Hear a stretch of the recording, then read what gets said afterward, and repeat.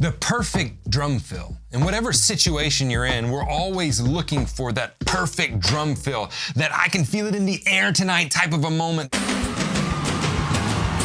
that will take the song to the next level. Sometimes it can be really simple and sometimes it can be really complex, but have you ever wondered, how do I take a pattern like this and turn it into something like this?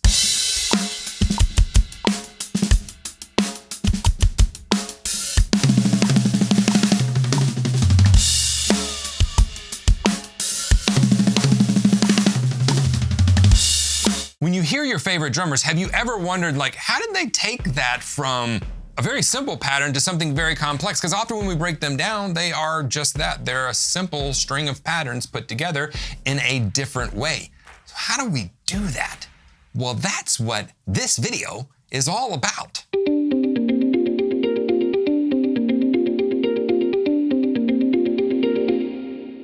If you want the sheet music for this lesson, it's in a pinned comment as well as in the video description below this.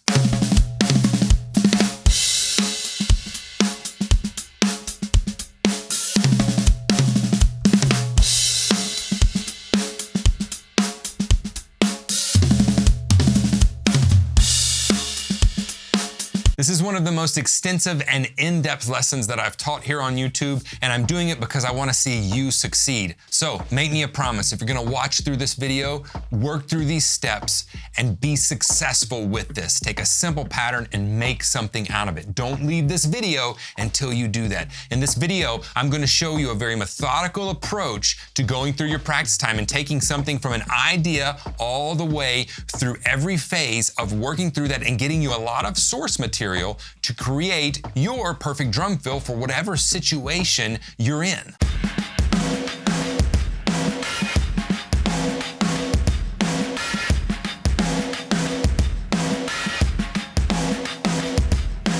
I've said this before and I'll say it again until I die. Our practice time should not be an emotional time. It should be an organized and methodical time for us to show up, work on things, and grab a lot of source material for us to create our art with. Now let's jump into this. I'm going to give you 10 steps, very organized process for you to go through to find the perfect drum fill for whatever situation you find yourself in.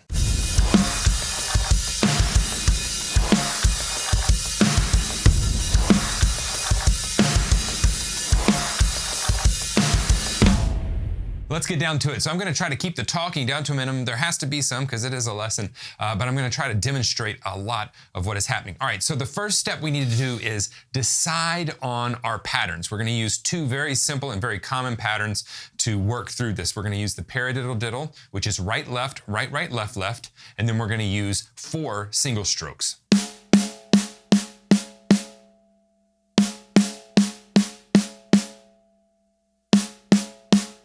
So that's step 1, we decide on our patterns. We're gonna go on a 16th note grid, so it'll be 16th notes all across the measure. And this is gonna be 1 measure long. We're gonna do 2 paradiddle diddles, followed by 4 single strokes.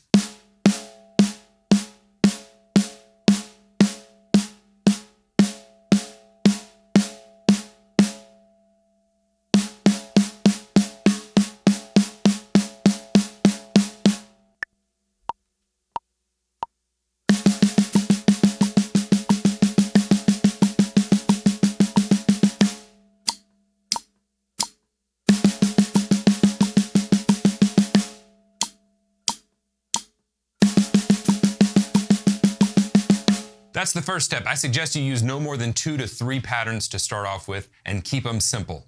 Step 2 is we're going to add articulation to this. Articulation is going to be, if you want to give an analogy, the temperature of each note. So we're going to add accents to these. What we're going to do is we're going to accent the first 2 single strokes of the Paradiddle Diddle.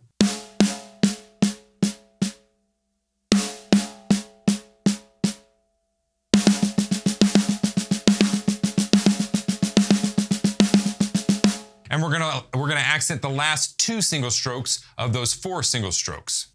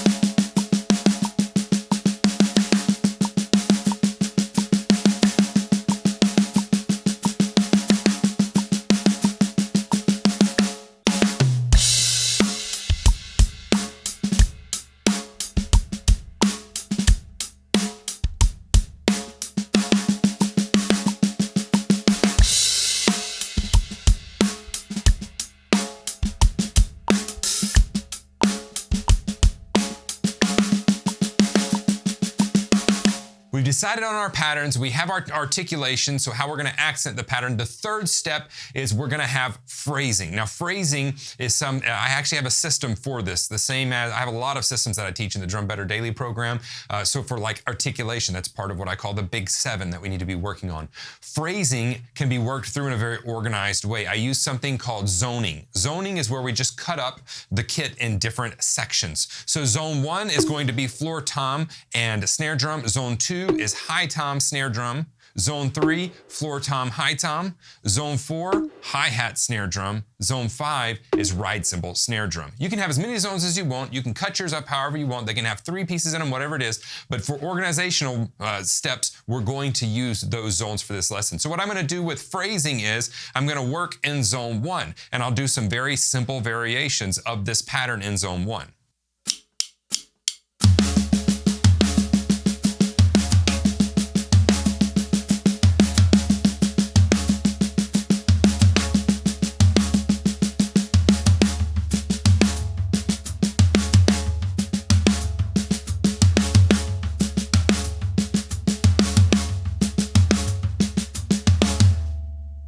Once we finish zone 1 and we feel comfortable there, then we can go to zone 2. What's happening is, all too often we keep things in a box here. We're expanding our box. So zone 1, now let's go to zone 2.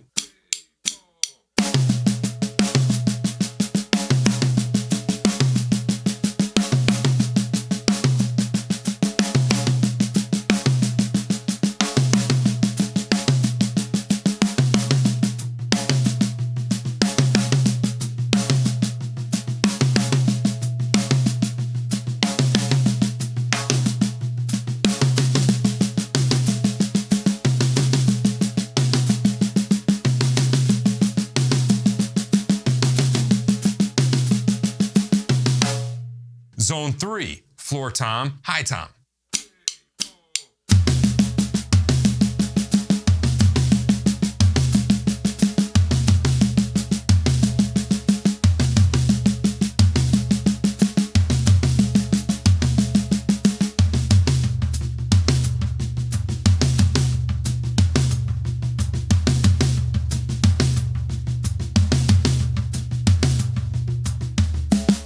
Zone 4 is going to be hi-hat and snare drum. And you can make any combination that you want. For this, I'll make this combination.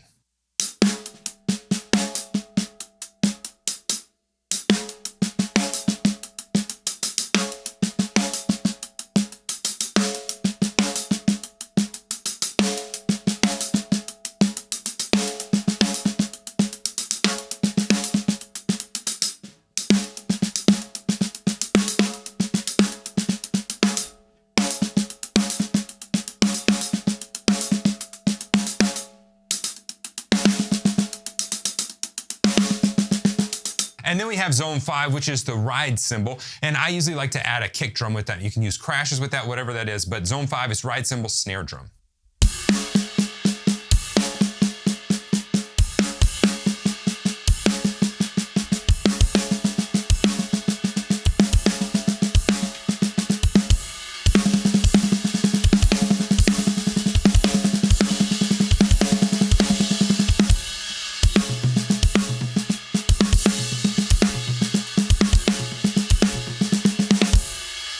Once you get those down, then you can start using those to create drum fills. Again, we're just looking for material. We're just playing. We're just grabbing stuff and seeing what works, what we like. What we like, we'll keep. What we don't like, we'll throw away. But we go through the process.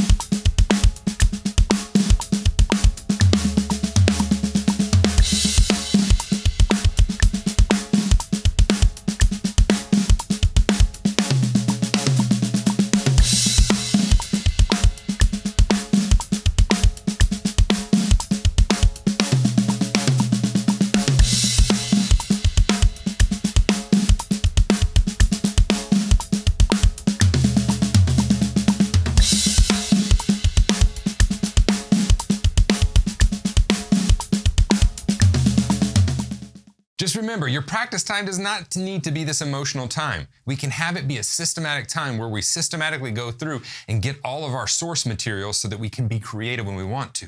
So we have what patterns we're using, we have articulations, we have step 3, which is the phrasing. The 4th step is we're gonna start on different parts of the beat, because let's face it, not all drum fills are going to happen in 4 beats. Sometimes they'll be 1.5 beats, sometimes they'll be 3 beats. So we wanna practice doing that. Now with this, the resolution point will still be beat 1. So if we start on the and of 1, we're still gonna resolve it on the 1 of the next measure. So the fill just gets shortened, but we start the same pattern. So if I'm gonna start this on beat 2, I would only have time to play the 2 paradiddle diddles. So if I was playing a groove like this,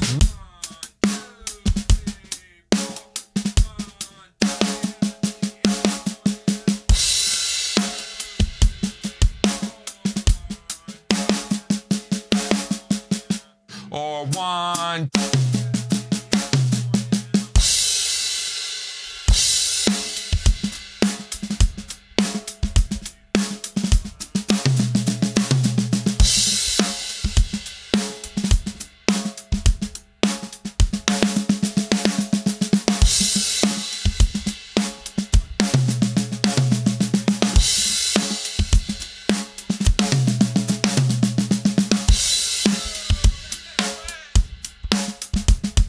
so depending on where you start, you may have to crash out with your left hand because you have to figure out, where am I cutting this pattern short?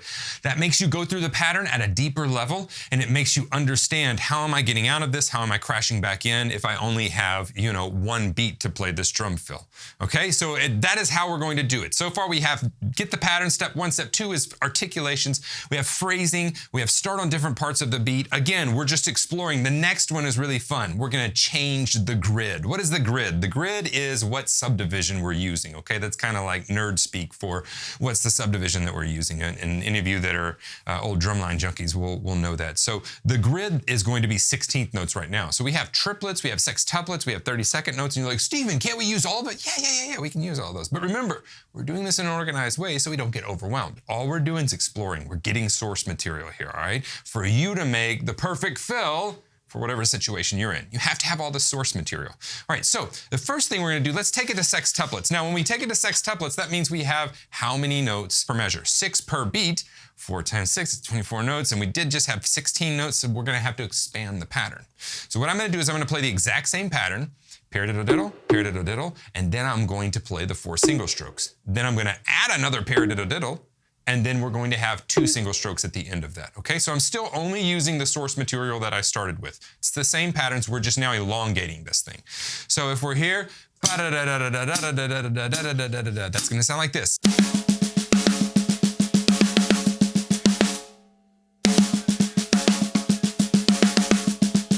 You can accent those last 2 notes if you want. You cannot accent them, dealer's choice, right? We're just exploring. So if we put that to a click,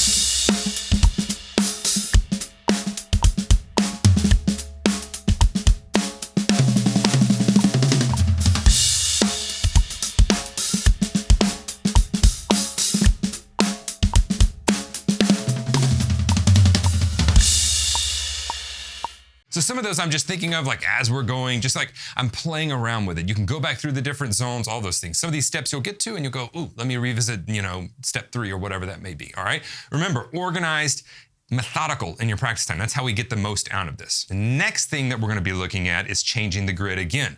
What else could we change it to? Well, a very simple change would be 30-second notes, right? So that means we have 16 16th notes, and if we have 30-second notes, that's twice as fast as that. So that's kind of easy math to do because we can do that pattern just twice.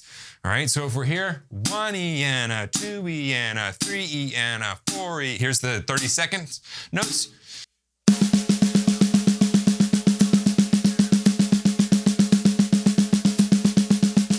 Now let's put that pattern with it. 3 E and a 4 E and a.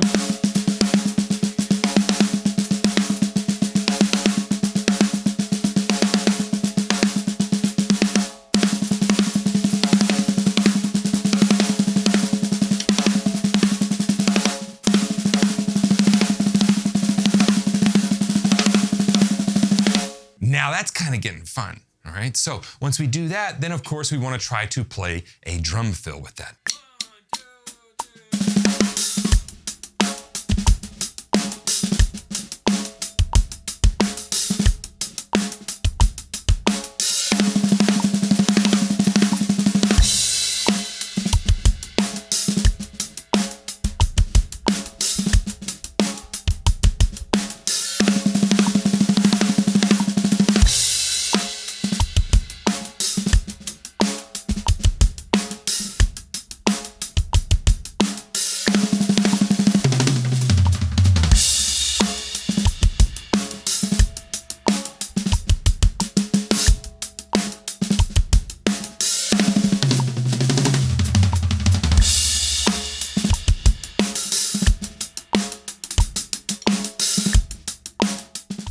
And again, you just see me having fun with this, so we can start adding some of these different variations.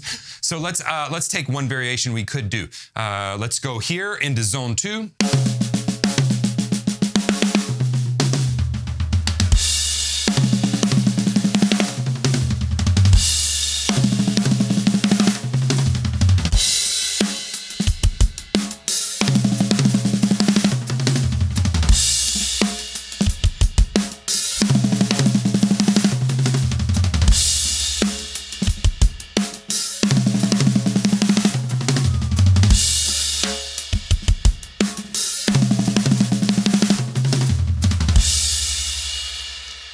Now it's starting to look way different than when we started. We started with this.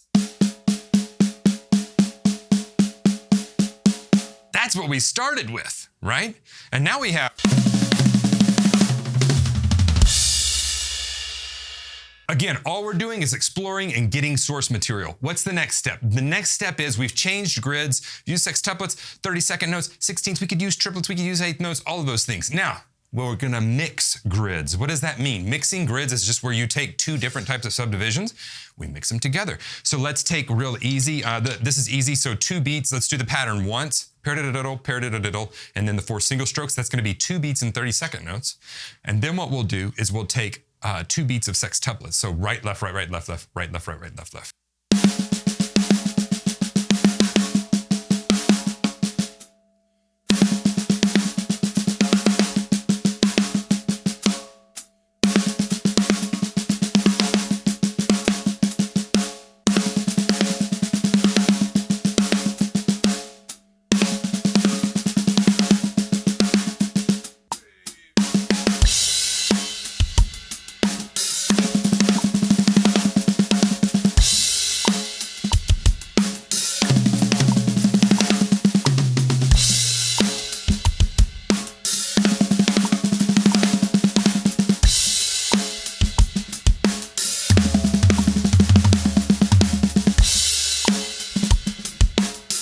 So we can have a lot of fun doing that with just mixing the different grids. All right, step 7, move the parts around. What do we mean? We have 2 different patterns, right? And we playing them in 3 different chunks, if you will. So paradiddle diddle, paradiddle diddle, and then 4 single strokes. That's gonna be with 16th notes. 3E and a 4E and a.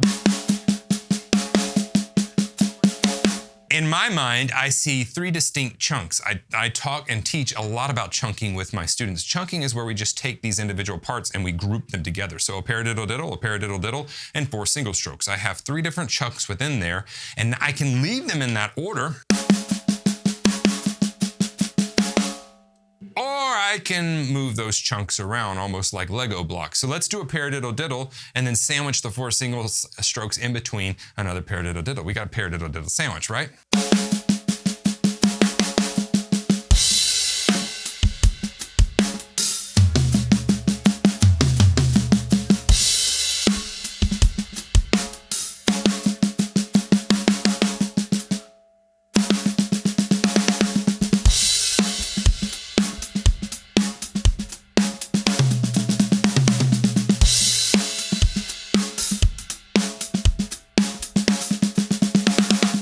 Right? We could also put the 4 single strokes at the front.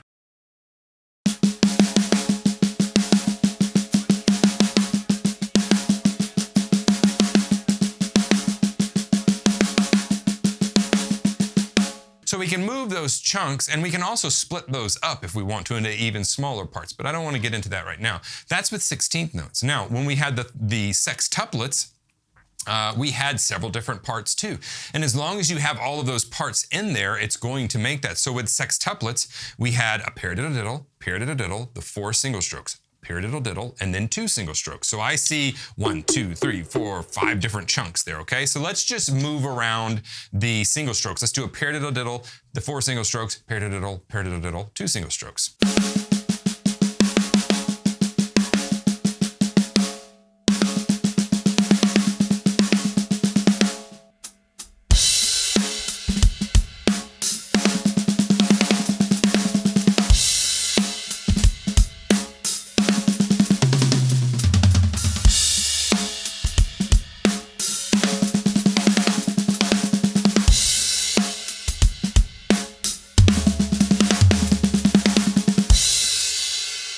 All right, that last one, I move those 2 single strokes around. So we can begin moving those around. And again, all we're doing is we're just getting information. This is so we can create. It's like we're getting all of our crayons, right? When you were a kid, they gave you a box of crayons. And then whenever you grow up, they take those crayons away and they're like, no, you got to go to work now. I want my crayons back, right? This is how we get our crayons back. This is how we get all the colors and we gather them and we're like, how could I use this? How could I create with this, all right? That's all this system does, but it does it in a really methodical way. Again, I can't stress this enough. Your practice time is not an emotional time. Your practice time needs to be consistent. It needs to be methodical so that you can have everything you need whenever it comes to creating the art that you want to create. The 8th thing we're going to do is we're going to add rests to this. We're going to add some white space. Rests are vastly underrated, all right? But they're really going to add shape to what you're doing. So I'm going to add some simple rests with this. I'm going to play, let's do sextuplets. Let's do a paradiddle diddle. And then I'll play 1 kick drum after that. Let's just to have some fun to kind of start changing things up.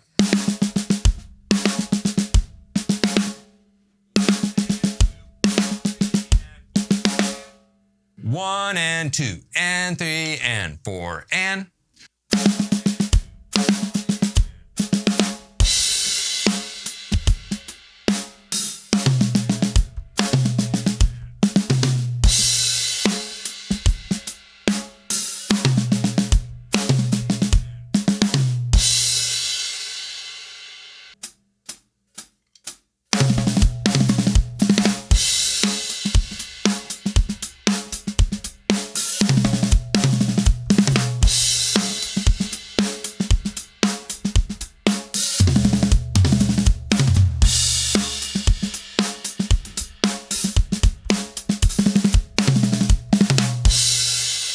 We can also do something like this.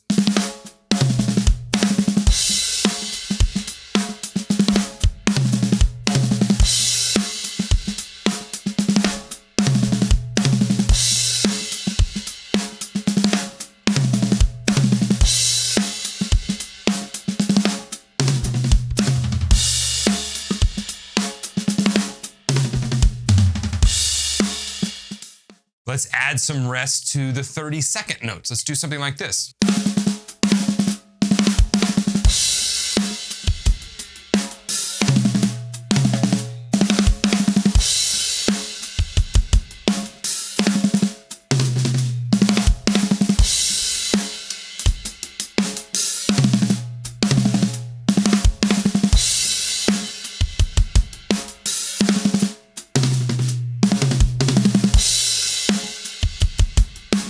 Again, some of that's smoother, some of it's a little bit rougher, but what's happening is I'm actually like, while I'm teaching, I'm just thinking through things and trying to make it happen, all right?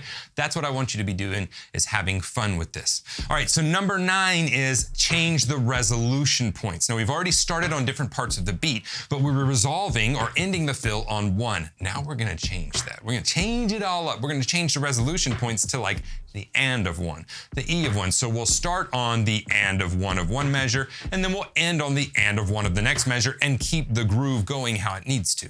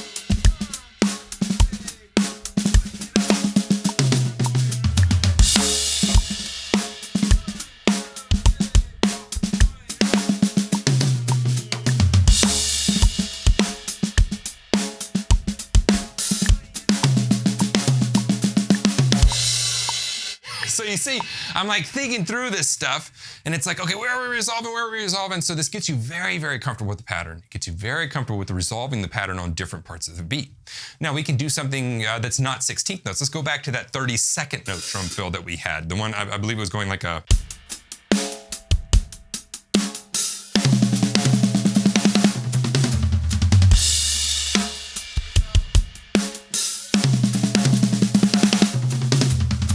Now let's start it on the E of 1.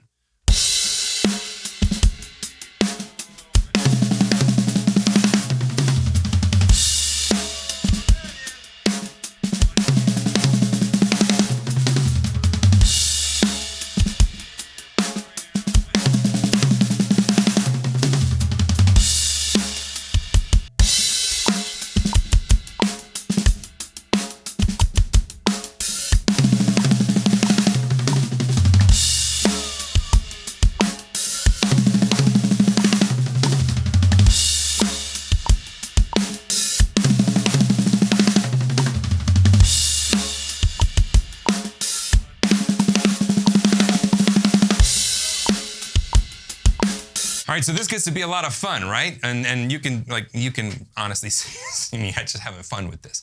That's what I want you to do. Start having fun with this, adding rest, moving the parts around, resolving on different parts of the beat. That is what you need to be doing for this, for it to be fun, and you'll have a creative palette to draw from. And it only started with 2 patterns. So let me go over those steps again. We have get your patterns. The second step's articulations. Third step is phrasing. Fourth step is start on a different part of the beat, still resolving on 1. Fifth is change the grid. The 6th is mix the grids. 7 is move the parts around. The 8th is add rests. The 9th is change your resolution points. And then the 10th is we're gonna have inversions and substitutions. Inversions is when you take a pattern and you play the same notes, but in a different order. We invert them, we turn them inside out. So an example of an inversion, and I'm not gonna get too deep on all of this, you can explore and have fun with this yourself, but an example of an inversion would be the Paradiddle Diddle that we have. So right, left, right, left, left. It has like first, second, and third inversion where we put the diddles on the front. Or we put the single strokes on the end.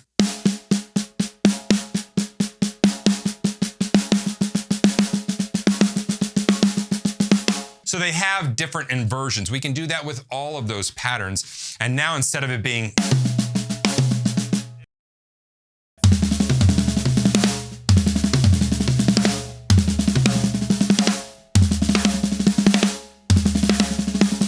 so you can see how that you can have a lot of fun with that. The last thing is on this step is substitution. So substitution is going to be where you put a different limb a different limb in place of another one. So an example of that would be if we let's take the Paradiddle Diddle again and we'll replace the two lefts with the kick drum. So it'll now be a paradiddle with two kick drums on the end of it.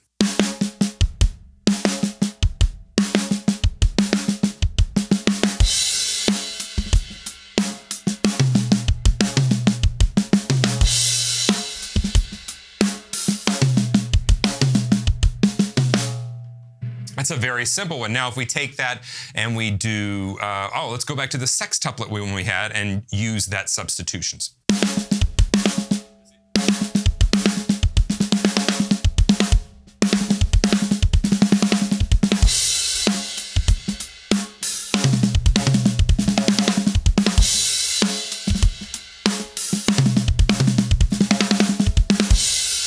So you see what I'm saying? And now I'm like, okay, I want to turn the lesson off and actually just work on this.